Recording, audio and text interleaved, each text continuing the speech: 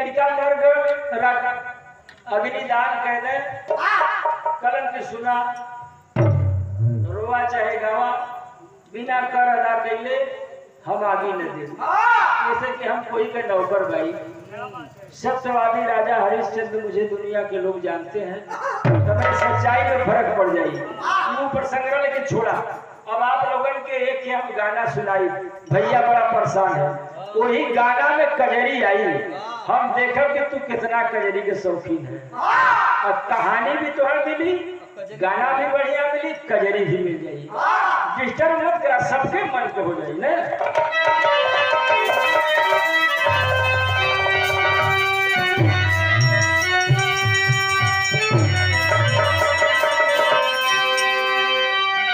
गाने का 4 लाइन भूमिका रहा पूरे ब्रह्मांड की है शीश पे जिसके हिमता मुकुट है चमकता बसे मथुरा काशी अवध द्वारिका जहाँ से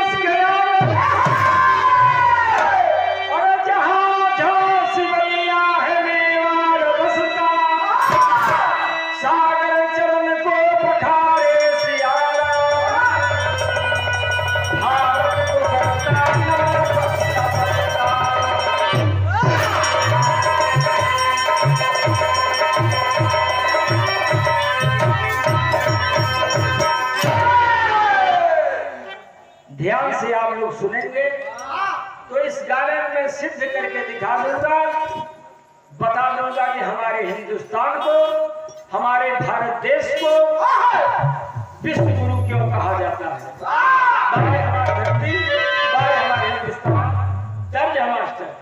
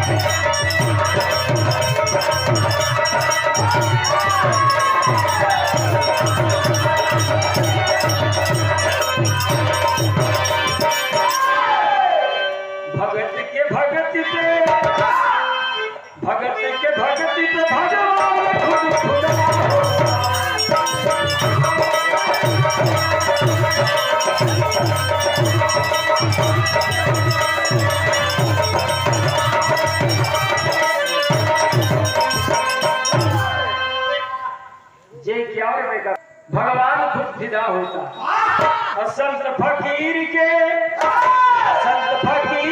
मुट्ठी में खुदा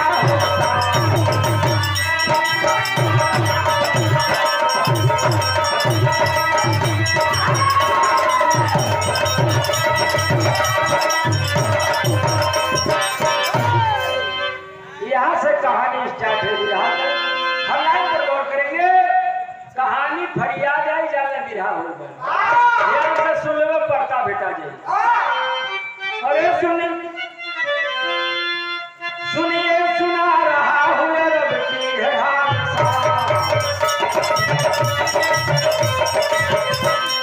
एक लौटा पुत्र मर गया दुखी है इतबार के आलम को मौसी को बुला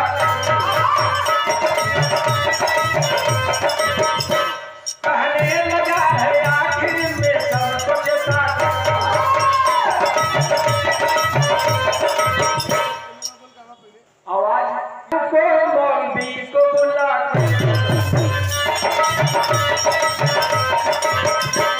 कहने लगा है आखिर में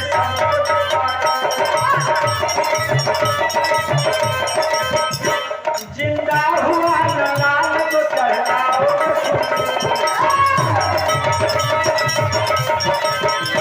कुरान के पन्नों से खेली जाएगी हो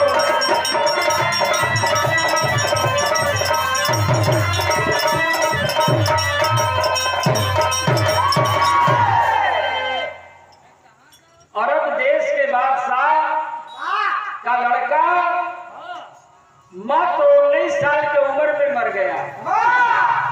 बादशाह खबर पाया, पहुंचा बच्चे के लाश के पास, पकड़ करके लाश को उठा लिया। अरे बेटा, कुरान में लिखा है, कुरान में लिखा है, वेद शास्त्र में लिखा है कि आदमी की उम्र 100 साल की होती है।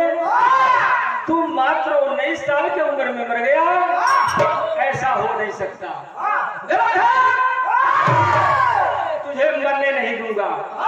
बादशाह बच्चे को उठा लिया, पागल सा हो गया। पूरे दरबार में सन्नाटा छा गया। थोड़ी देर के बाद कहा मंत्री यहाँ आओ। आया अपने मंत्री को, कहा मंत्री जी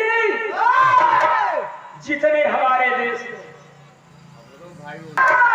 बुलाओ सिपाहियों को। खचाखच दरबार भरा हुआ था, सिपाही आ गए। आदेश कर दिया कि जितने हमारे देश में हाजी हो, मौलवी हो, साधु हो, संत हो, पुजारी हो, सबको पकड़ लिया। अभियान जारी हो गया। 2 थे, 4 थे, 5 थे रोज पकड़े जाने लगे। जब दरबार में आते थे, सिपाही कहते थे सरकार एक साधु आया है, एक हाजी आया है, एक मौलवी आया है, संत फकीर आया है। बादशाह एक ही सवाल करता था, पूछता था कि आदमी की उम्र 100 साल की होती है? कलन हाँ सरकार। कलन की तू मौलवी बनता है, तुम्हारे भक्ति में, तुम्हारे तपोबल में, तुम्हारे तपस्या में शक्ति हो, इस बच्चे को जिंदा कर दे, नहीं तो तेरे साथ तेरे पूरे परिवार की फांसी होगी।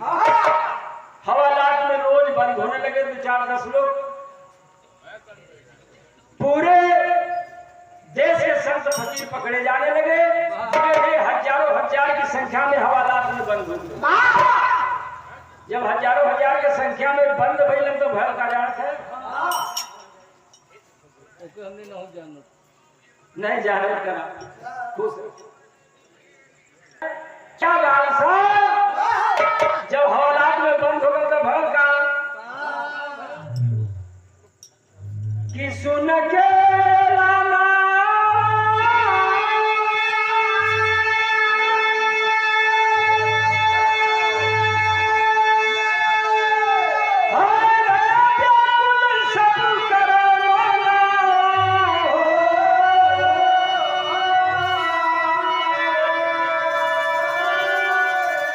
रखी क्या मिट्टिया सब करल जातना।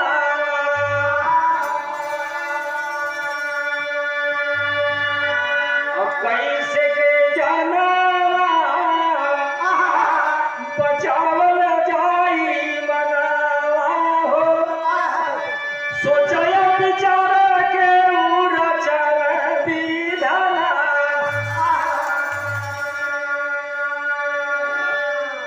सारे जहां से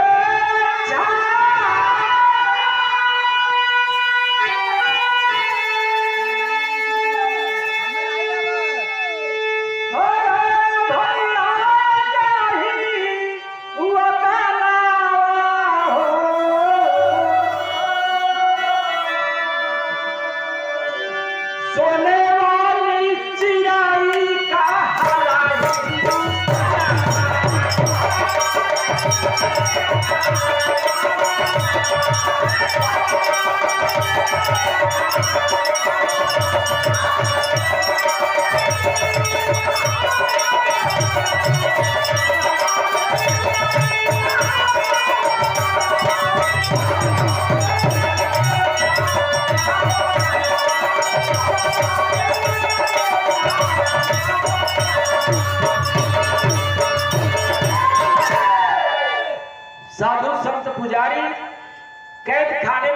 कह दे।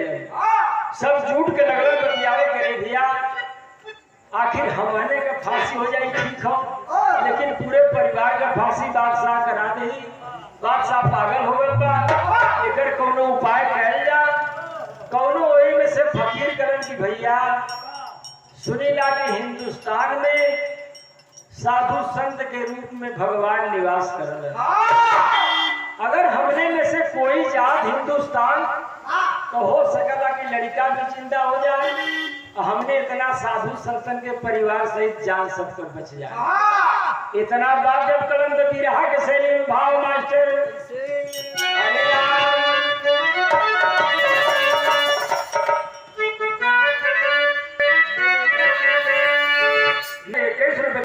वही हिंदुस्तान चल जा तो हो सकता जान सब पर बच जाए।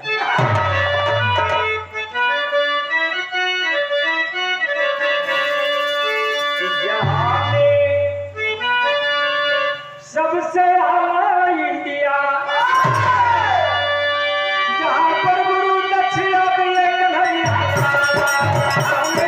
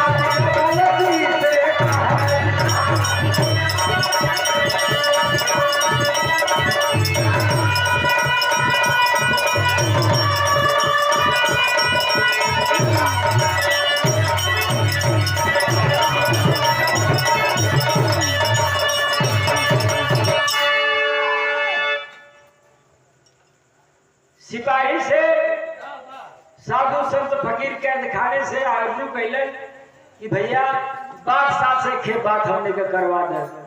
सिपाही पहुंचा, कहा सरकार कैदी आपसे मिलना चाहते हैं, बात करना चाहते हैं। बादशाह कहा कि तुरंत भेजो। वहां से फौजी नाम का सिपाही आया, अरे पुजारी आया, कहा कि सरकार उन लोगों का कहना है कि अगर कोई हिंदुस्तान में चला जाए तो आपका बच्चा जिंदा हो सकता है। बादशाह कहा कि बात तो अच्छी है, हम जाने के लिए इजाजत भी देते हैं, लेकिन एक बात सुन ले, 30 दिन के अंदर यदि हिंदुस्तान से कोई पुजारी मौलवी काजी लेकर के चले आओगे साधु संत फकीर को, बच्चा जिंदा कर देगा, अच्छी बात है। अगर जिंदा नहीं करेगा तो भी अच्छी बात है, लेकिन इतना सुन ले, अगर 30 दिन के अंदर वो हिंदुस्तान से वापस अरब देश में नहीं आया तो सभी लोगों की फांसी कर दी जाएगी। कलन की ठीक बात सरकार छोड़ दे। फौजी नाम का सिपाही चला, हिंदुस्तान आया। उस समय हमारे हिंदुस्तान में दिल्ली हस्तिनापुर के कुर्सी पर, दिल्ली के कुर्सी पर, जिस कुर्सी पर इस समय मोदी जी आसीन है, उस कुर्सी पर बादशाह अकबर की बादशाही चल रही थी। अकबर के पास पहुंचा, कहा सरकार हमारे देश अरब देश में बादशाह का बच्चा मर गया है, साधु संत फकीर अपने हिंदुस्तान से भेज दीजिए, बच्चे को जिंदा कर दे, नहीं हजारों हजार की संख्या में साधु संत मारे जाएंगे। बादशाह अकबर कहा कि तुम्हारा बादशाह क्या कह दिया समझ में नहीं आ रहा है। कहा ठीक है कोई बात नहीं, लेकिन सुन ले, इस बात की अच्छी जानकारी बीरबल के पास है, तुम चले जाओ बीरबल के पास। जब इतना बादशाह कहा, वो फौजी सिपाही बीरबल के पास चला।